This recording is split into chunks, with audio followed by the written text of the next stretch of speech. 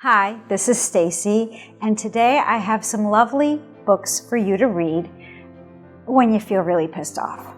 Sometimes you just gotta let it go. So I have some authors and some stories that will help you work through that process. My first recommendation is a classic.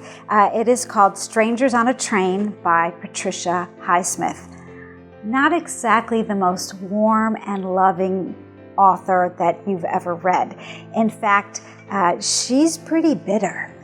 And that bitter feels really good because it's so well written.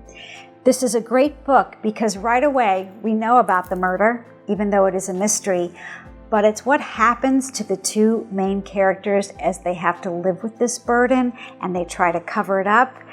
And you feel Patricia Highsmith's just anger with the world and society and people and whatever. And I just love that bitterness. For some reason, it just makes me really happy. So maybe that's something to talk about, I don't know, when I go see my therapist and not here. Okay, so anyway, Strangers on a Train by Patricia Highsmith. It's also a great movie that came out, I don't know, a long time ago. And although it does not follow the book, it does stand alone for its great interpretation of this book. And fun fact about Patricia Highsmith, there used to be a tour that you could take in New York City, and you could visit every place in New York City where Patricia Highsmith had a lover's tryst, and those lover's trysts are reflected in her novels because she murders people in her books. Her characters murder people everywhere where she had a liaison. So isn't that fun? All right, so if you're really pissed off, I suggest Patricia. I mentioned a while back that Flannery OConnor writes some very scary stuff. She's Southern Gothic. But if you're really angry, I suggest, for a chuckle, you read one short story out of this collection, and it is called The Misfit. And you will never, ever look at a ditch the same way again. So I suggest you read The Misfit, and any of that frustration that you have, anger, just disappointment in people, you'll get it out through the characters in this book. Trust me.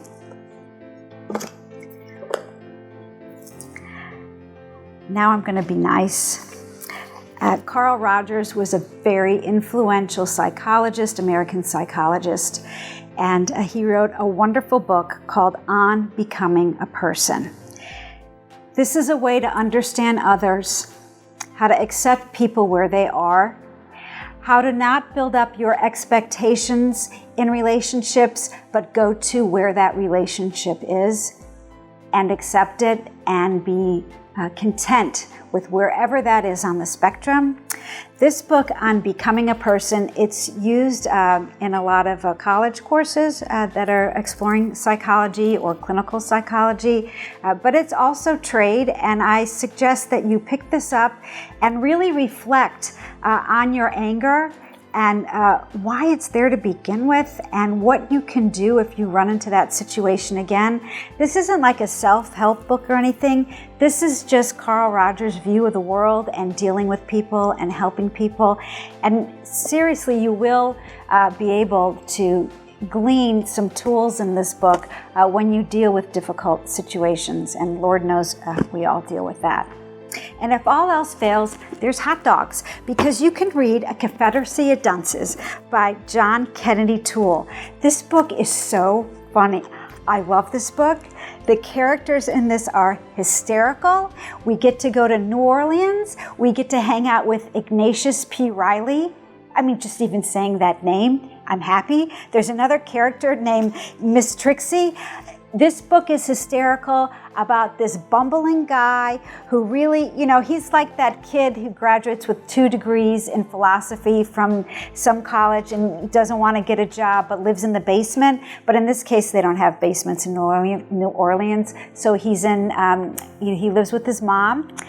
It is hysterical. It's unfortunate that John Kennedy Toole lived a very short life, and we have Walker Percy to thank for getting this book published. But this cures everything. You can throw away all the pills you have in your medicine cabinet and the bottom of your purse. You can just carry this around, and the problem solved. Problem solved. A Confederacy of Dunces by John Kennedy Toole. Any anger you ever have, you just deposit it right here, and you're good to go.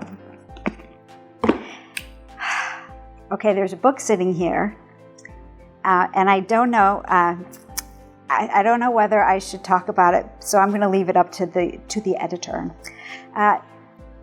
This is a tiny little book called Apostrophes.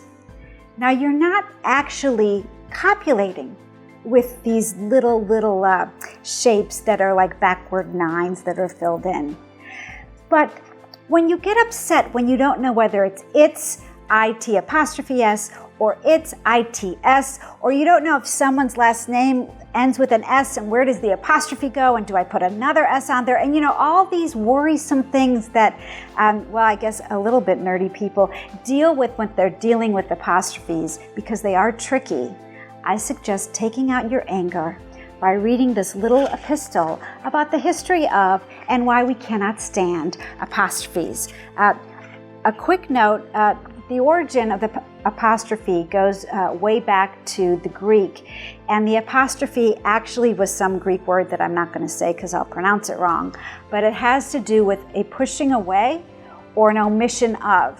So if you think of the word don't, it's do not, but we've pushed away the O and the not, and now we know that something's missing, so we have that apostrophe to fit in there and fill that blank.